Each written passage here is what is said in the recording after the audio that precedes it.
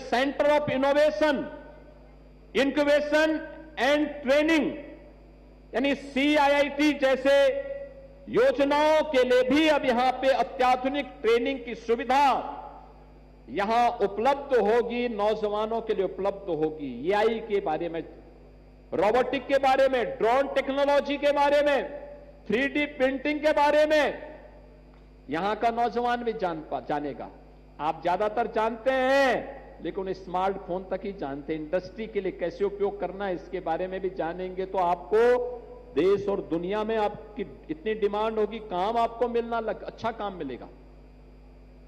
इस सब को लेकर के आज ये नए प्रयास प्रारंभ हुए हैं, लगातार प्रयास हुए हैं। और ये जो सुखद अनुभूति हमारे पास हो रही है, जो विकास के लिए पैसा आ रहा है, ये जो कार्यक्रम हो रहे हैं, ये कार्यक्रम इसीलिए हो रहे हैं। अभी आपने कहा अभी 23 दिसंबर 2026 में किसानों के मसीहा चौधरी साहब की जयंती के भी 125 वर्ष होने होंगे और उस समय के आयोजन के साथ जुड़ने के लिए एक नए कार्यक्रम हम लोगों के बनेंगे। अपने महापुरुषों को सम्मान मिलना चाहिए और मैं इसीलिए आप सबसे कहना चाहूंगा, महापुरुषों को जातीय तंग दायरे में मत बांधिए। याद करना, ये देश गुलाम तब हुआ था जब हमने जातीय तंग दायरे में महापुरुषों को बांधने का पाप किया था। आप मुझे बताइए, धन सिंह कोतवाल, उन्होंने देश की आजादी के लिए प्रथम स्वातंत्र समर में जो संघनाद किया था, क्या किसी जाति के लिए? देश की आजादी के लिए, देश की आजादी के लिए। जो लोग मुजफ्फरनगर में शहीद हुए, अपने परिवार के लिए नहीं, देश के लिए, देश के लिए, देश के लिए हुए थे। महारानी लक्ष्मीबाई, महाराणा प्रताप, छत्रपति शिवाजी महाराज, गुरु गोविंद सिंह जी महाराज, क्या इन्होंने किसी जाति के लिए लड़े थे? नहीं, देश के लिए लड़े थे, धर्म के लिए लड़े थे। स्वदेश और स्वधर्म के लिए उन्होंने अपना सब बलिदान किया था।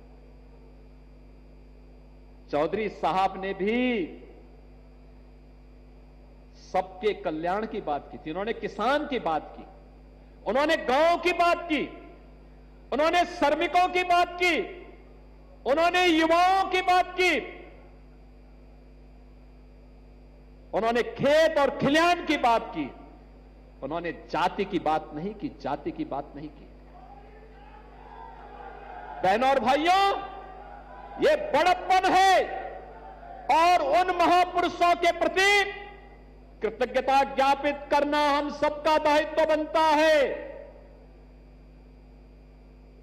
चौधरी चरण सिंह जी, चौधरी जयंत चौधरी जी के ग्रैंडफादर हैं, कोई संदेह नहीं, लेकिन जितना रिस्पेक्ट वे करते होंगे उससे ज्यादा रिस्पेक्ट हम सबका दायित्व बनता है, हम सब करें। क्योंकि इन महापुरुषों के प्रेरणा ही हम सबको आगे बढ़ाएगी। अपनी परंपरा के प्रति कृतज्ञता ज्ञापित करना हमें नई दिशा में आगे बढ़ाता है। और इसीलिए मैं आप सबसे अपील करूंगा, महापुरुषों को जातीय तंग दायरे में कैद करने का कोई पाप न हो। ये महापुरुष समाज के हैं, देश के मार्गदर्शक हैं, राष्ट्र नायक हैं। राष्ट्र नायक की जाति नहीं होती, राष्ट्र नायक देश को दिशा देने वाला होता है, देश को दिशा देने वाला होता है। युवा प्रेरणा लेता है। भारत का सैनिक जब सीमाओं पर लड़ता है वह जाति नहीं देखता, वह देश देखता है। अगर कोई दुश्मन देश की सीमाओं में झांकने का प्रयास करता है, उसका काम तमाम कर देता है। भारत का जवान वह हर जाति का है। हम सेना के मुद्दे पर राजनीति नहीं होनी चाहिए। कुछ क्षेत्र ऐसे हैं जिसको हमें छोड़ना चाहिए, जहां पर देश को सर्वोपरि हमेशा मानना चाहिए। देश रहेगा तो हम सब रहेंगे। और बहनों और भाइयों, आज उसी भाव के साथ मैं मुजफ्फरनगर में आया हूं। विकास भी होगा, रोजगार भी होगा, और कल तो बाबा साहब भीमराव अंबेडकर जी की पावन जयंती का कार्यक्रम भी है।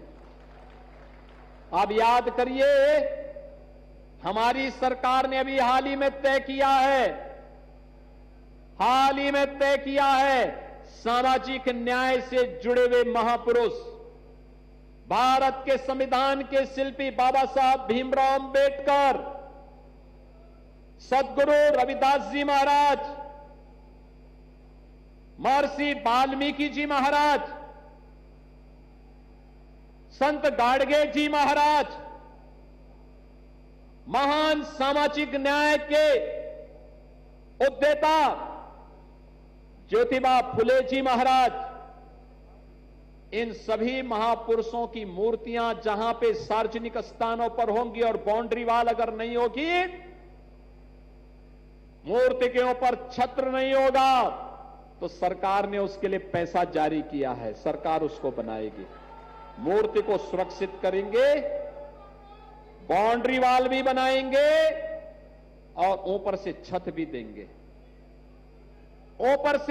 देंगे, बहनों और भाइयों, महापुरुष सबके होते हैं। आप मुझे बताइए, जिस संविधान ने हमें यह ताकत दी है, जिस संविधान ने हमें आगे बढ़ने की ताकत दी है, बाबा साहब भीमराव अंबेडकर उसके प्रणेता, उसके शिल्पी है। क्या उन्होंने किसी जाति के लिए दिया? नहीं, पूरे समाज के लिए दिया, पूरे समाज के लिए दिया। और इसलिए इन महापुरुषों को तंग दायरे में हमें नहीं देखना चाहिए। उनके प्रति सम्मान का भाव हो, कृतज्ञता का भाव हो, उसको आगे बढ़ाने के लिए, क्योंकि वही संविधान आपको नौकरी की भी और रोजगार की भी गारंटी दे रहा है, आपको आगे बढ़ने की भी प्रेरणा दे रहा है। वही संविधान गौरव के साथ आपको आगे बढ़ने के लिए भी एक नई दिशा दे रहा है।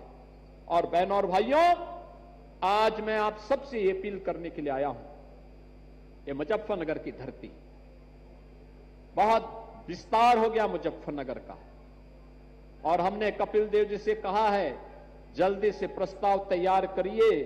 अब ये नगर पालिका परिषद से नगर निगम बनने की दिशा में इसको आगे बढ़ाने की आवश्यकता है।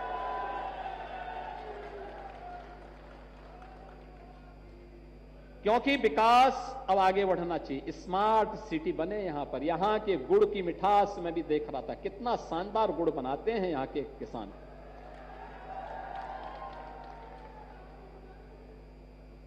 और कितना अच्छा यहां पर इनोवेशन भी होता है। हमारे एक किसान नेता यहां पर उन्होंने कहा कि ईंधन की कमी है तो देश के प्रति मेरी भी तो जिम्मेदारी है। उन्होंने गोबर गैस प्लांट के माध्यम से ईंधन की आपूर्ति प्रारंभ की है। बहनों और भाइयों, क्या शानदार गुड़! मुजफ्फरनगर का गुड़ कोई देख ले तो उसके मुंह से लार टपकने लग जाएगा। ये किसान का परिश्रम है, अन्नदाता किसानों का परिश्रम और उनका पुरुषार्थ है, जो खेत में मिठास गन्ने के माध्यम से पैदा करती है। और ये मेरा सौभाग्य है, बहनों और भाइयों, 2002 से लेकर 2017 तक, यानी 17 वर्षों में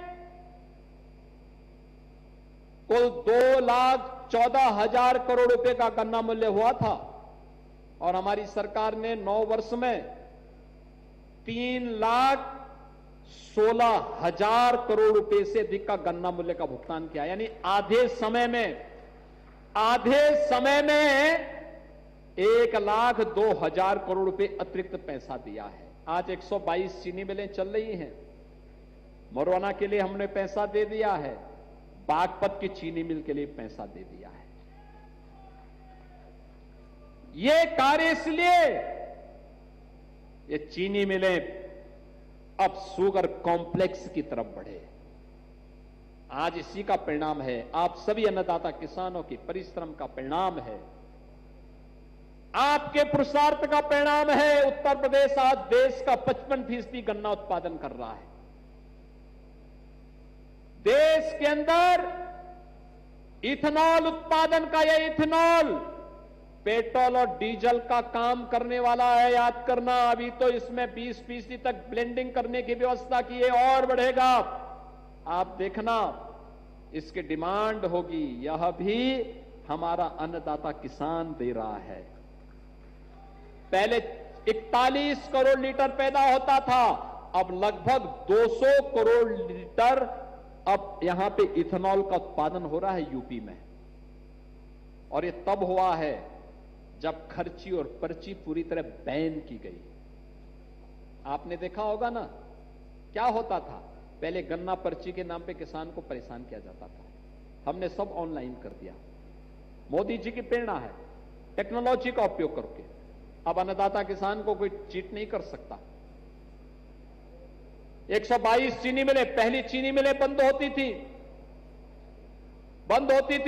अब बंद नहीं हो रहे हैं। अब चीनी मिलें नई लग रही हैं, शुगर कॉम्प्लेक्स लग रहे हैं, फाइन शुगर बन रही है, इथेनॉल प्लांट लग रहे हैं, डिस्टिलरीज लग रही हैं, उसकी क्षमता का विस्तार हो रहा है, कोजन प्लांट लग रहे हैं, विद्युत उत्पादन उन्हीं चीनी मिलों से आगे बढ़ रहा है। बहनों और भाइयों, ये प्रयास करने से होता है।